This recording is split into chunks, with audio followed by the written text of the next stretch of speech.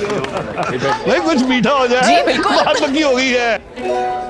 नहीं, क्यों नहीं? अरे नहीं नहीं, क्यों नहीं नहीं ना, क्यों नहीं ना, रिश्ता पक्का हुआ है, इससे कैसे मुंह मीठा कराएंगे?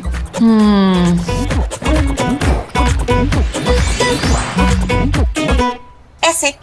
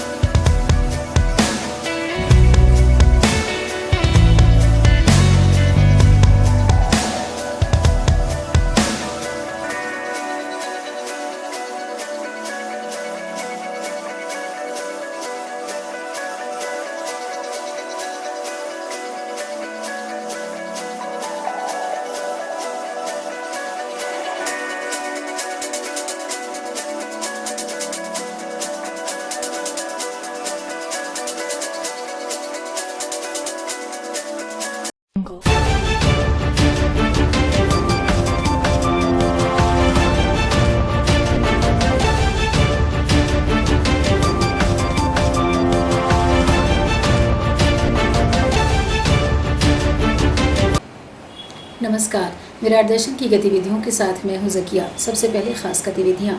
ओपीएम के पल्प प्लांट फटने से एक मजदूर की हुई मौत, 2 घायल। धूमधाम से मनाया गया विश्व आदिवासी दिवस। मध्याह्न भोजन कर्मियों ने की 1 दिवसीय राष्ट्रव्यापी हड़ताल। और मुख्यमंत्री शिवराज सिंह चौहान ने किया 310 करोड़ 65 लाख रुपए की ज़्यादा से लागत के विकास कार्यों का लोकार्पण। और अब गतिविधियां विस्तार से। एशिया के सबसे बड़े पेपर कारखाने ओरिएंट पेपर मिल अमलई के पल्प प्लांट का टैंक फट गया। इससे कुछ मजदूर इसकी चपेट में आ गए।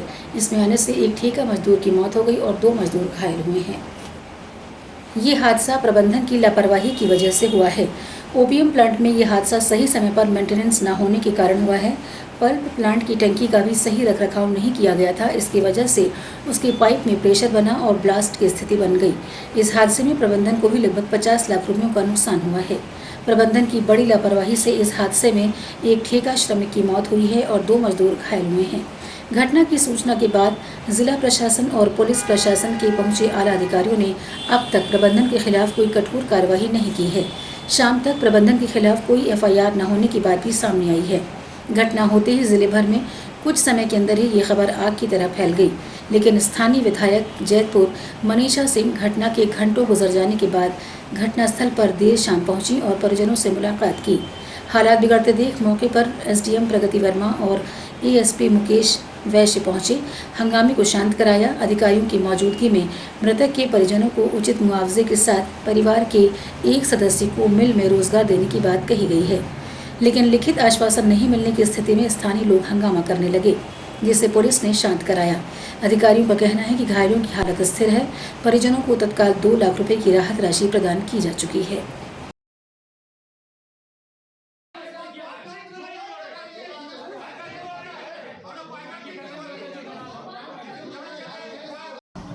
सर, जो पल्प मिल में लीकेजेस के कारण पल्प जो है अचानक बाहर आया और उसका मेंटेनेंस का ही काम चल रहा था। तो जो 2 लोग घायल हुए थे उसमें उनको प्राथमिक उपचार करा के उनको घर भेज दिया। उसमें एक मजदूर जो जिनकी पल्प के अंदर में दबे होने से मौत हो गई, उसके लिए हम लोग उसको जो भी कंपनसेशन है यहाँ पे जो लीगल ड्यूज है वो सारा हम लोग उसको दे दें और उसके आश्रित को। ये जिसकी मौत ये परमानेंट था क्या?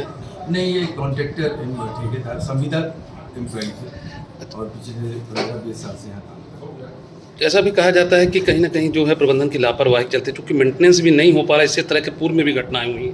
देखिए, कारखाना 1962 से चल रहा है और कुछ मशीनों का एजिंग फैक्टर भी होगा, जिसको ठीक करने के लिए हम लोग कभी शटडाउन लिए। प्लांट हमारा ऑपरेशन में नहीं था, शटडाउन में था। तो शटडाउन के दौरान हुआ है। मैनेजमेंट का इंटेंशन इसमें बिल्कुल साफ है कि हम जितनी भी मशीन है और उसकी मरम्मत करें और वो टाइम से स्ट्रेंथन रहे और ऐसी दुर्घटनाएं ना हो। पूर्व में ये कोई पहला मामला नहीं, पूर्व इस तरह की घटनाएं हो चुकी हैं।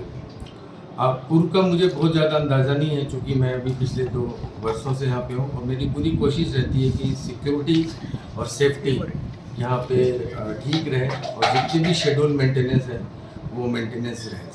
ऐसा बताया जा रहा है कि 3 लोगों की मौत हुई है, इस तरह का कुछ? नहीं, ऐसा तो नहीं है। ये कुछ हो सकता है कि दुष्प्रचार हो रहा हो किसी निजी स्वार्थ के लिए, बट यहाँ पे जो मैंने आपको बताया कि 2 लोग ज़रूर इसके अंदर में चपेट में आए थे, बट उनको भगवान की दया से उनको कुछ हुआ नहीं है, छोटी मोटी। अच्छा, अभी हाल में 2 दिन पहले क्लोरीन गैस का भी रिसाव हुआ था मिल में। अभी क्या प्लांट मेंटेनेंस में है तो क्लोरीन कम ज़्यादा होता है, उसको रेगुलेट करते हैं, लेकिन वो क्लोरीन गैस की कोई ऐसी गंभीरता नहीं थी जिसके कारण किसी जान माल की क्षति। रिसाव हुआ था मतलब कोई घटना नहीं हुई? और रिसाव का मतलब है कि क्लोरीन मेंटेनेंस में थोड़ी बहुत जैसे गैस चेंज करते अपने घर में, तो उस दौरान जितनी निकलती है गैस तो बस उतना ही था, बाकी हमारे रोकथाम के लिए उचित उपाय। यहाँ पे 3 लोग बोल रहे हैं खत्म हो गए। 3 लोग किसमें? टैंक फट गए। कैसे? ब्लास्ट हो गया। तो 3 लोग की मौत हो गई है और कितने लोग लगभग घायल हैं? बाकी मालूम नहीं, तो ये घटना कब की है? वो लोग बता सकते हैं, हम क्या नाम है आपका? नाम नहीं। आज ओपीएम में सुबह सुबह हमको सूचना प्राप्त हुई थी, पुलिस अधीक्षक को भी सूचना प्राप्त हुई थी कि यहाँ पर कोई कैजुअल्टी हुई है और 3 लोग दब गए हैं। और 3 लोगों के दबने के बाद हमारे थाना प्रभारी लोग सभी आसपास के और हमारे एडीएम साहब, मैं, हम सारे लोग यहाँ पर आ चुके थे और रेस्क्यू करवाया है। 2 लोगों को सुरक्षित किया है। एक व्यक्ति रविंद्र त्रिपाठी गंभीर रूप से घायल हुए थे, हॉस्पिटल जाने पर उनकी मौत हो गई है और इस मौत पर से यहाँ के लोगों ने काफ़ी हंगामा किया और उसको लेके हम लोगों ने उनसे बातचीत करी है। काफ़ी तरीके से प्रबंधन के बीच में उनकी वार्ता करवाई है और उसमें ये सार्ट आउट हुआ है कि 2 लाख रुपये तत्काल मुआवजा दिया गया है और 15,65,000 रुपये के लिए लिखित में उन्होंने राशि देने के लिए आश्वासन दिया है। सारी चीज़ें अपनी जगह पर हैं, लेकिन यहाँ पर जो नई चीज़ें सामने आई हैं तो ये आई है कि प्रबंधन को लेकर लोगों में आक्रोश है, तो हमने उनसे भी लिखित में लिया। हम इसकी विधिवत जाँच करेंगे, जाँच करके वैधानिक कार्रवाई। जो बॉडी है उसको बीच से उसमें रख के और प्रबंधन पर FIR की मांग कर रहे हैं जो परिजन? हाँ, उस पर हम कार्रवाई करेंगे। हमने कहा है हम जाँच करके वैधानिक कार्रवाई करेंगे। अच्छा, ये इसका कारण कुछ पता चल पाया है? कारण के बारे में मालूम पड़ा है कि कुछ टेक्निकल फॉल्ट भी है, कुछ लापरवाही भी सामने आ रही है। इन बिंदुओं पर हम जाँच करेंगे। क्या हुआ है? पाइप फटने तो क्या हुआ पाइप फटने से? फिर पाइप फटने का आदमी नीचे काम कर रहे थे, जो भी होगा वो। दब गए थे? कितने लोग? अब मेरे को मालूम नहीं सर। अच्छा, कितने की मौत हो गई अभी जन? एक का मालूम, अब बाकी लोग अभी फंसे हुए हैं? नहीं मालूम। आप वहाँ से अभी जान बचा के भागे हैं? नहीं, गाड़ी में। गाड़ी लेके आए हैं? मेरी गाड़ी गिर गई थी, उसको निकाला। क्या पूरे उसमें वो मटेरियल जो है उसका पूरा फैल गया है क्या? मटेरियल मतलब पल। हाँ। जी। क्या नाम है आपका? गुलाब। यहीं कर्मचारी हैं आप? शहडोल जिला मुख्यालय में विश्व आदिवासी दिवस धूमधाम से मनाया गया।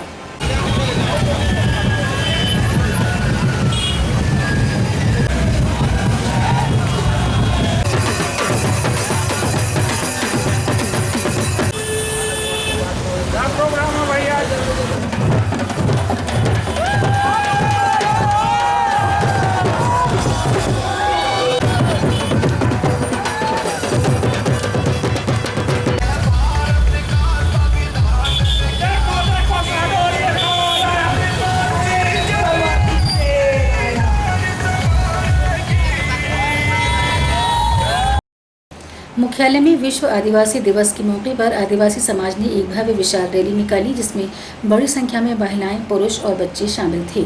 विश्व आदिवासी दिवस पर विभिन्न कार्यक्रम आयोजित किए गए। मुख्यालय के मुख्य मार्गों में एक भव्य विशाल रैली निकली, जिसमें हजारों की तादाद में आदिवासी समुदाय शामिल था। इधर आदिवासी समाज की परंपरा, संस्कृति की वेशभूषा भी दिखाई दी। जिले भर के आदिवासी समाज की रैली में शामिल हुए। विश्व आदिवासी दिवस के अवसर पर पॉलिटेक्निक मैदान में रंगारंग सांस्कृतिक कार्यक्रम का आयोजन किया गया था, जिसमें बड़ी संख्या में लोग मौजूद थे।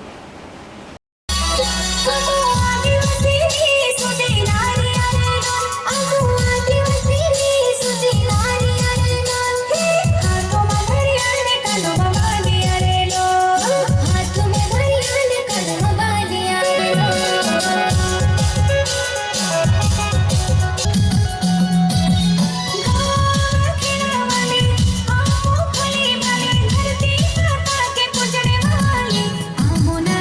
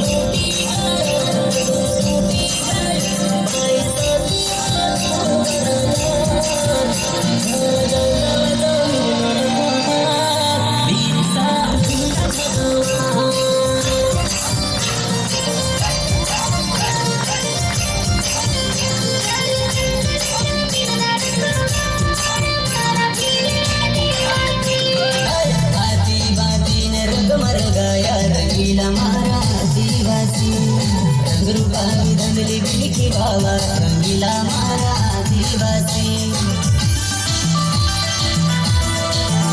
ओ आदिवासी अपनो आदिवासी आदिवासी अपनो आदिवासी चल जंगल अपनी धड़कन हियाल अपनो आदिवासी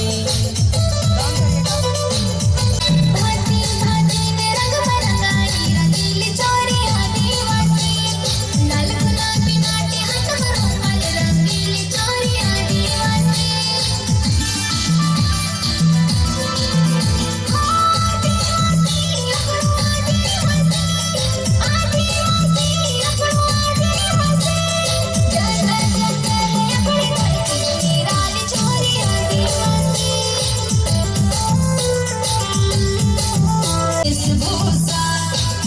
अपनी भाषा मिली दुबन रोजे अपनो आदिवासी भारत मार रोजे अपनो निवासी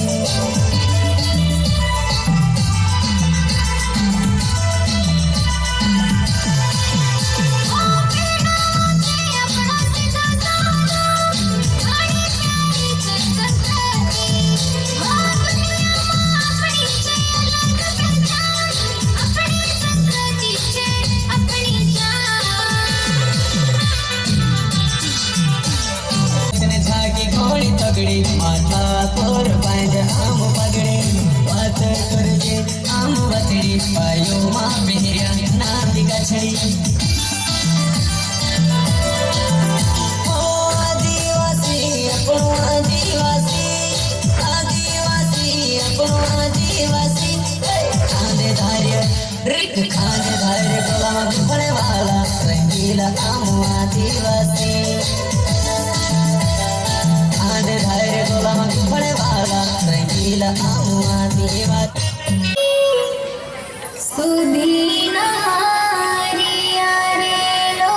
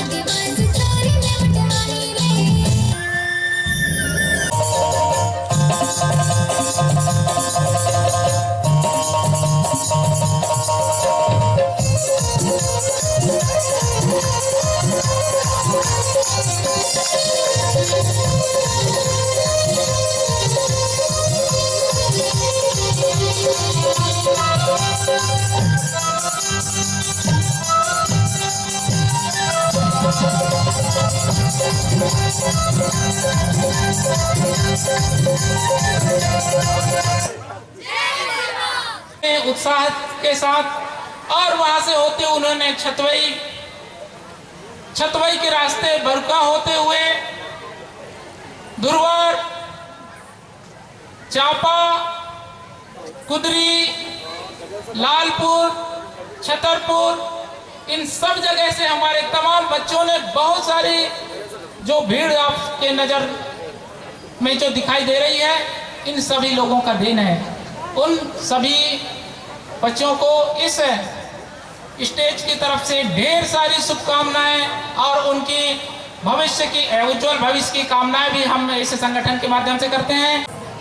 विश्व आदिवासी दिवस इसके पूर्व 1 सितंबर 1939 से 2 सितंबर 1945 तक द्वितीय विश्व युद्ध चलता रहा और 2 सितंबर 1945 को जैसे ही द्वितीय विश्व युद्ध समाप्त हुआ, उस वक़्त विश्व के देशों के सामने जो है यह समस्या उत्पन्न हो गया कि अब देश विदेश विश्व में जो जनहानि, धनहानि हुई है उसकी भरपाई कैसे किया जाए। और सबसे बड़ी समस्या थी जलवायु की समस्या। अगर जलवायु मेंटेन नहीं होगा तो ये जो हमारा जनजीवन है ये अस्त व्यस्त हो जाएगा। इसके साथ उसके साथ में रहने वाले प्राणी हो चाहे वनस्पति हो सब नष्ट हो जाएंगे। ऐसी समस्या राष्ट्र के राष्ट्राध्यक्षों के सामने इस बात आई। तब 193 देशों में से 90 देश के राष्ट्रनायकों ने यह जिनेवा में 1982 में एक सम्मेलन बुलाया और उस सम्मेलन में जो है यह निर्णय लिए कि अब जो है और सबसे अधिक जो है जनहानि आदिवासियों की हुई, मूल निवासियों की हुई। इसलिए उस जिनेवा समझौता में यह अध्यादेश लाया गया कि इनके जीवन शैली को और इनके आचार विचार, रहन सहन और संस्कृति को किस प्रकार से संरक्षित और सुरक्षित किया जाए और इनके जो मौलिक अधिकार हैं इनको कैसे बनाए रखा जाए। इस लिहाज से जो है यूएनओ में 3 जून 1992 को ब्राज़ील सम्मेलन नाम दिया गया, जिसमें आदिवासियों के अधिकारों और कर्तव्यों और खासकर उनके जो राइट्स हैं उनको संरक्षित करने का यूएनओ द्वारा कानूनी प्रावधान किए गए। मेरा व्यक्तिगत अनुभव शहडोल का रहा है। शहडोल बहुत ही शानदार प्राकृतिक नज़रिए, प्राकृतिक संपदा से भरपूर है। यहाँ पर काम करने के लिए बहुत कुछ है। आज जो हम देख रहे हैं ये पूरा संगठन, तमाम संगठन शहडोल के लगे 4, 6 या 15 दिन की मेहनत थी हमारी, जो आज ये सब लोग निकल के आए। कहीं ना कहीं सबके अंदर एक आक्रोश भी है। इस कार्यक्रम को सांस्कृतिक तो बनाना था, इसके से ज़्यादा हमें एक आक्रोश रैली भी निकालनी थी, जिस तरीके से 27 जून को हम लोगों ने निकाली थी। मैं चाहता हूँ समाज के किसी भी व्यक्ति, अंतिम किसी व्यक्ति कहीं भी, चाहे वो गांव का हो, अगर उसके साथ अमानवीय व्यवहार, अमानवीय कृत्य किया जाता है तो हम सबको इससे दुगने संख्या में उपस्थित होकर उसका विरोध करना है। आप अपने गांव में विरोध करिए, अपने घरों में विरोध करिए और जिले स्तर पर विरोध करिए, लेकिन ये हम मान्य नहीं करेंगे कि आज की 21वीं सदी में हमारे साथ अमानवीय व्यवहार हो। आप सभी सहमत हैं तो दोनों हाथ पे खड़ा करके समर्थन कीजिए कि हमें ये होने नहीं देना है। और एक पैगाम ये भी है कि आप इस चीज़ का ध्यान रखिए, जब भी आप अपने राजनीतिक या अपने जनप्रतिनिधियों चुनते हैं वो आपकी आवाज़ बने, क्योंकि हम ये देखते हैं कि हमारे लोगों के साथ लोग पेशाब कर देते हैं, उन्हें मारते हैं, पीटते हैं, हाथ पांव काट देते हैं। और किसी भी नेता है, किसी भी राजनीतिक जिस प्रतिनिधि को हम चुनते हैं, जो हमारी संसद विधानसभाओं में जाकर हमारा प्रतिनिधित्व करते हैं, उनके मुंह से आवाज़ भी निकलती। और यहाँ तक देखा गया है जब कोई पत्रकार बंधु उनसे इस संबंध में पूछता है तो उनको जानकारी नहीं होती। क्या हम ऐसे लोगों को चुनेंगे? ऐसे लोगों हमें चुनना ही नहीं है। हमें चुनना उस व्यक्ति को है, चाहे वो उसके पास पैसा ना हो लेकिन उसके पास समाज में काम करने का जज्बा हो। आप अपना प्रतिनिधि खुद बनाएं। ऐसा ना हो कि 5 साल में एक बार वो आपके हाथ पैर जोड़े और आप उसको वोट दें और 5 साल फिर आप उसके हाथ पैर जोड़े। ये हमें नहीं करना है, इसका ध्यान रखिएगा। दूसरी चीज बता दूं, मैं 33 बार वोट तो दे चुका हूं, लेकिन हर युवा, हर व्यक्ति, यहाँ युवा है, महिलाएं हैं, पुरुष हैं, बच्चे हैं, आप लोग ब्लड जरूर दीजिए। आज ही ब्लड बैंक से एक रिपोर्ट अभी हमने देखा, वहाँ ब्लड बैंक में ब्लड नहीं है। मेरे पास 5 दिन से कॉल भी आ रहे हैं लोगों के, ए पॉजिटिव मिला है, ए पॉजिटिव ब्लड यहाँ पे अभी मिल नहीं पा रहा है। सिकल सेल्स बीमारी यहाँ पे शहडोल, उमरिया, अनूपपुर, डिंडोरी, इन जिलों में बहुत ज़्यादा है। हमारे ही भाई बहन है जो कुपोषित है, गांव में ब्लड की कमी होती है और छोटे छोटे डर से हम लोग ब्लड नहीं देते हैं और ऐसे में कई बार जान चली जाती है। बड़े आदमी जो होते हैं उनको तो पैसे से ब्लड मिल जाता है या उससे नहीं मिलता तो उनके संपर्क इतने होते हैं कि ब्लड दे देते हैं, खून दे देते हैं। तो आप लोग ऐसे संगठन बनाइए, ऐसे लोग इकट्ठा करिए, युवा दे सकते हैं। हर 3 महीने में हम अपना ब्लड डोनेट कर सकते हैं, 3 दिन में आपका ब्लड बन जाता है ना। और जो ब्लड देता है सबसे अधिक फायदा ब्लड देने वाले को होता है। जो डोनर होता है, जो ब्लड देता है, रक्त दान करता है, उसको हार्ट अटैक की संभावना कम हो जाती है। आप जब ब्लड देते हैं तब आपका रक्त तरल हो जाता है, तरल होने से कोलेस्ट्रॉल घट जाता है। और समाज का दायित्व बनता है कि हर व्यक्ति को साथ में लेके चले। आज हम अलग अलग क्यों जा रहे हैं? आज हम रो रहे हैं कि हमारे जनप्रतिनिधि नहीं सुनते, क्योंकि हमारा जो समाज है एकत्रित नहीं हो पा रहा है। हम आयोजन तो कर रहे हैं, जब समय आता है, जो वास्तविकता में किसी के साथ घटना घटती है तो वहां पर गिने चुने 2 ही 4 जो स्टार्टिंग में जो नेतृत्व करते हैं वही रहते हैं। हमें इस चीज को ध्यान देना होगा कि हमारे साथ जो घटनाएं घटी तो हम सब एक आवाज में खड़े होकर उठाएं।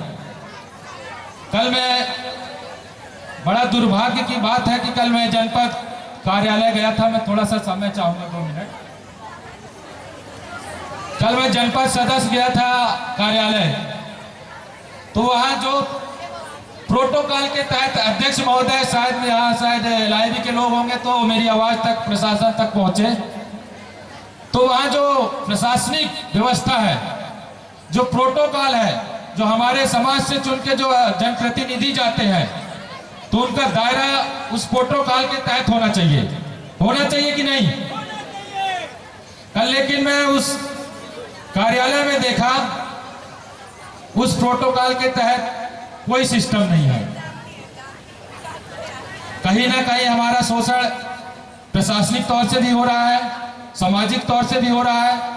तो हम ये चाहते हैं कि इन सभी चीजों, ये जो मुद्दे हैं, तो इन चीजों को हमको आगे उठाना होगा, करना होगा। इस देश नहीं, इस धरती का है ये। जब पृथ्वी का निर्माण हुआ और जब मानव सभ्यता अस्तित्व में आई तो सबसे पहले आदिम मानव आया और आदिम मानव से आदिवासी बना और आदिवासी इस धरती का सबसे पहला मानव सभ्यता का, मेरे हिसाब से ईश्वर से पहले आदिवासी आया। मुख्यमंत्री शिवराज सिंह चौहान आज अनूपपुर प्रवास पर रहे। मुख्यमंत्री शिवराज सिंह चौहान द्वारा शासकीय एकलव्य आवासीय उच्चतर माध्यमिक विद्यालय अनूपपुर के प्रांगण में लगभग 310 करोड़ 65,57,000 रुपये की लागत के विकास कार्यों का लोकार्पण एवं शिलान्यास किया गया। मुख्यमंत्री श्री चौहान ने 53 करोड़ 86,88,000 लागत के विकास कार्यों का लोकार्पण तथा 256 करोड़ 78,69,000 लागत के विकास कार्यों का शिलान्यास किया। इस मौके पर लोक कलाकारों ने मुख्यमंत्री का भव्य स्वागत किया। अनूपपुर नगर में रोड शो के दौरान अनूपपुर जिले के लोक कलाकारों ने पारंपरिक वेशभूषा में रंगारंग लोक नृत्यों की प्रस्तुति देकर मुख्यमंत्री शिवराज सिंह चौहान का अनूपपुर नगर में भव्य स्वागत किया गया। इस मौके पर ग्राम परसवा एवं पिपरहा के गुदुम्ब नृतक दलों ने बांसुरी की सुमधुर ध्वनि और मादक की ताल पर रंगारंग नृत्य प्रस्तुत किया।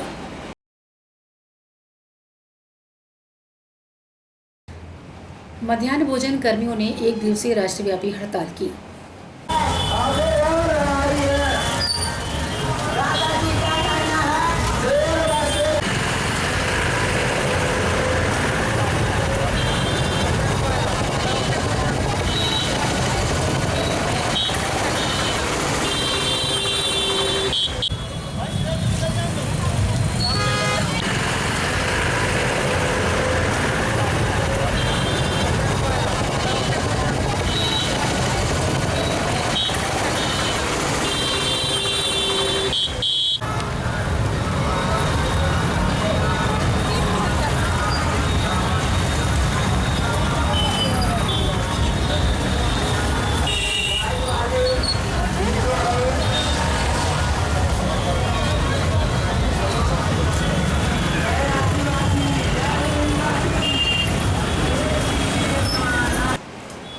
और अब आखिर में खास गतिविधियां एक बार फिर। ओपीएम का पंप प्लांट फटने से एक मजदूर की हुई मौत, 2 घायल। मध्याह्न भोजन कर्मियों ने 1 दिवसीय राष्ट्रव्यापी हड़ताल की। धूमधाम से मनाया गया विश्व आदिवासी दिवस और मुख्यमंत्री शिवराज सिंह चौहान ने किया 310 करोड़ 65 लाख की लागत से ज़्यादा के विकास कार्यों का लोकार्पण। अब तक के लिए फिलहाल इतना ही। ज़िले की ताज़ा तरीन जानकारियों के साथ आपसे फिर होगी मुलाकात। तब तक के लिए नमस्कार।